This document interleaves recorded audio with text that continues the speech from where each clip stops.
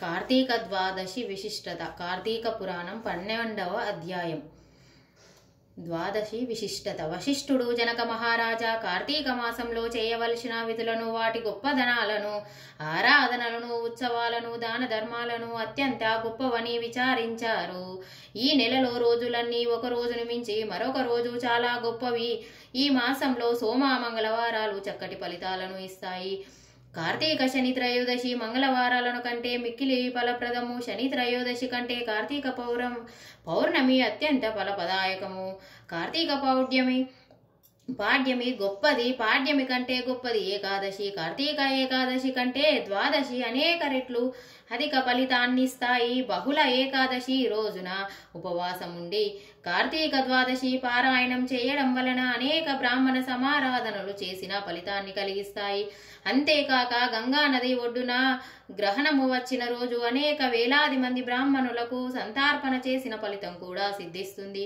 పుణ్యప్రదమైన తిథులలోనూ చేసే సంతార్పణలన్నింటికంటే ద్వాదశి నాడు చేసే సంతార్పణలు వచ్చే ఫలితము అనంతము. క్షీరాబ్ది ద్వాదశి శ్రీమన్నారాయణుడు యోగ నిద్ర నుండి లేచే రోజు. ఆయనకు అత్యంత ప్రీతిపాత్రమైన రోజు. ఆ రోజు కనీసము ఒక్క బ్రాహ్మణునికైనా అన్నదానము చేస్తే విష్ణు సాయుధ్యం కలుగుతుంది. ఆ రోజున చేసే దానం ధన దానం, సద్ధర్మ దానం అవుతుంది. ఆ రోజున గోదానం చేసే ఆ గోవు శరీరంపై ఎన్ని రోమాలుంటాయో అన్ని సంవత్సర కాలం స్వర్గాధిపత్యం లభిస్తుంది. ఆ ద్వాదశి రోజున వస్త్రదానం చేసిన, దీపదానం చేసిన జన్మాంతరాల్లోనూ పాపాలు నశిస్తాయి. దక్షిణ తాంబూలాలతో కలిపి యజ్ఞోపవీతాన్ని దానం చేస్తే ఇహపర లోకాలను సుఖాలను లభిస్తాయి. తులసిని కాని సాలాగ్రామాన్ని కాని దానం చేస్తే 4 సముద్రముల చేత చుట్టబడిన భూమినంతటిని దానం చేసిన సత్ఫలితం లభిస్తుంది.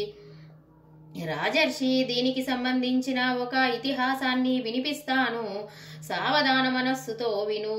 పావనమైన గోదావరి నది ఒడ్డున దయా దాక్షిణ్యాలు లేని, యుక్తాయుక్తము లేని, పాటించని కఠినాత్ముడైన ఒక వైశ్యుడు ఉండేవాడు. దురాచారుడైన ఆ వైశ్యుడు పొరుగురిలోనూ ఒక బ్రాహ్మణునకు ధనం అప్పుగా ఇచ్చాడు. చెప్పిన సమయానికి బ్రాహ్మణుడు డబ్బు చెల్లించలేకపోయాడు. ఈ వైశ్యుడు అతడి వద్దకు వెళ్లి ధనము ఇమ్మని నిర్బంధ పెట్టాడు. ఆ బ్రాహ్మణుడు మరికొంతకాలం గడువు ఇమ్మని అడిగాడు. అప్పు తీర్చని వాడు కల్పాంతం వరకు నరకంలో పడి కొట్టుకుంటాడు కనుక జంతువుగానైనా పుట్టి నీ అప్పు తీరుస్తానన్నాడు. ఆ మాటలకు కోపగించుకున్న వైశ్యుడు, ఈ జన్మలో నా రుణము తీర్చువుగాని మరుసటి జన్మలో తీరుస్తానంటావా అని అతడిని ఈసడించుకుంటూ కోపంతో కత్తితో పొడిచి ఆ బ్రాహ్మణుని చంపాడు. కానీ జరిగిన దానికి తనను రాజభటులు పట్టుకుంటారేమోనని భయపడి తన ఊరికి పారిపోయాడు. కాలం గడిచిపోతుంది. ఆయుర్దాయం తీరిపోయి మరణించాడు వైశ్యుడు. యమభటులు వచ్చి ఆ వైశ్యుని తీసుకువెళ్లి నరక కూపంలో పడేసి చిత్రహింసలు పెడుతున్నారు. కఠినాత్ముడైన వైశ్యుడికి ధర్మవీరుడనే దయామయుడైన కుమారుడు ఉన్నాడు. ధర్మవీరుడు తండ్రి వలె కాక దాన ధర్మాలు చేస్తూ బీద సాధలను ఆదరిస్తూ మంచి పేరు తెచ్చుకున్నాడు. త్రిలోక సంచారం చేస్తున్న నారదుడు ఒకరోజు ధర్మవీరుని గ్రామానికి వచ్చి అతడి ఇంటికి వచ్చాడు. ధర్మవీరుడు నారదునకు నమస్కరించి, ముని చంద్ర, మీ రాకతో నా జన్మ పావనమైంది. నేను చేసే సత్కార్యాన్ని స్వీకరించి నన్ను అనుగ్రహించండి అంటూ ప్రార్థించాడు నారదుడు. ఆ వైశ్యపుత్రునితో, ఓ ధర్మవీర, నువ్వు పేరుకు తగిన పేరు ప్రతిష్టలను సంపాదించావని, పరమదయానిధివని విన్నాను. నీకు ఒక హితువు నలపించి వచ్చాను. నీ తండ్రి నరకంలో యమయాతనలను అనుభవిస్తున్నాడు. అతడికి ఉత్తమ గతులను కలిగించవలసిన పుత్రుడవి నువ్వే కదా అన్నాడు. నారదుడు మాటలు విన్న ధర్మవీరుడు మనసులో సందేహం ఉదయించింది. అది గమనించిన నారదుడు, ధర్మవీర, అంతటి మహాపాపాత్ముడికి నీ వలన మేలు ఎలా కలుగుతుందా అని సందేహించకు. ఇది కార్తీక మాసం. ఈ మాసంలో ద్వాదశి నాడు సాలాగ్రామాన్ని దానం చేయు. నీ తండ్రికి నరక బాధలు తప్పుతాయి అని చెప్పాడు. అప్పుడు ధర్మవీరుడు చేతులు జోడించి నమస్కరించి, ఓ నారద మునీంద్ర, గోవులలో, భూములలో, అన్న వస్త్రాలలో, నువ్వులలో బంగారమో దానమో చేసే పుణ్యం లభిస్తుందంటారు కదా. మరి సాలాగ్రామ శిలను దానం చేస్తే అంత మంచి ఫలితం లభిస్తుందంటారా? అదేమైనా ఆకలి తీరుస్తుందా, ఆర్తిని తీరుస్తుందా అని ప్రశ్నించాడు నారదుడు.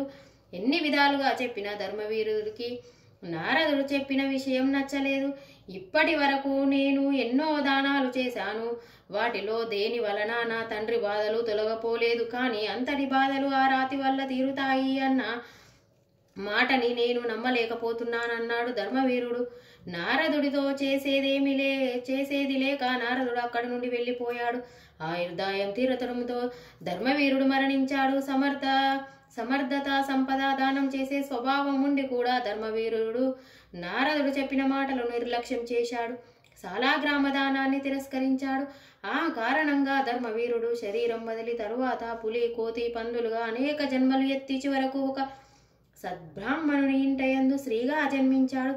యవ్వనవతి అయిన ఆ కుమార్తెకు తండ్రి వివాహం చేశాడు. వెంటనే ఆ వరుడు మరణించడంతో ఆమెకు వైదవ్యం సంప్రాప్తమైంది. తండ్రి ఆమెను గురించి ఆలోచించి ఊహించి మనోనేత్రం దివ్య దృష్టితో చూసి సాలాగ్రామాన్ని దానం చేయడానికి నిరాకరించి నందువలన అప్పుడు ఆమెకు ఈ ఆపద సంభవించింది తెలుసుకున్నాడు. వెంటనే కార్తీక సోమవారం నాడు కుమార్తె చేత కార్తీక పూజ చేయించి సాలాగ్రామాన్ని దానం చేయించాడు. ఉత్తమమైన ఆ దానం వలన ఆమె పూర్వం చేసిన దోషం నశించింది. ఆమె భర్త మళ్ళీ బ్రతికాడు.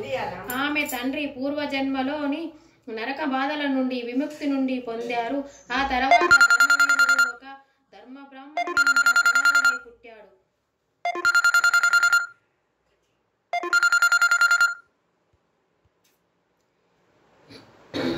కుమారుడై పుట్టాడు. నశించింది. ఆమె భర్త మళ్ళీ బ్రతికాడు.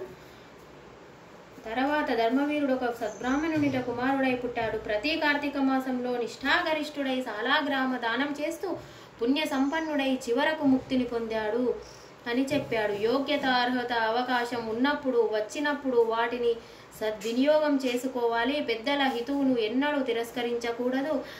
వక్తాశ్రోత దుర్లభం అంటుంది ఉపనిషత్తు. మంచి మాట చెప్పినవాడు దొరకడం కష్టం. ఒకవేళ చెప్పేవాడు దొరికినా వినేవాడు దొరకడం అంతకంటే కష్టం అన్న విషయాన్ని సూచిస్తోంది. ధర్మవీరుడు కథ 12వ రోజు పారాయణం సమాప్తం. ద్వాదశి.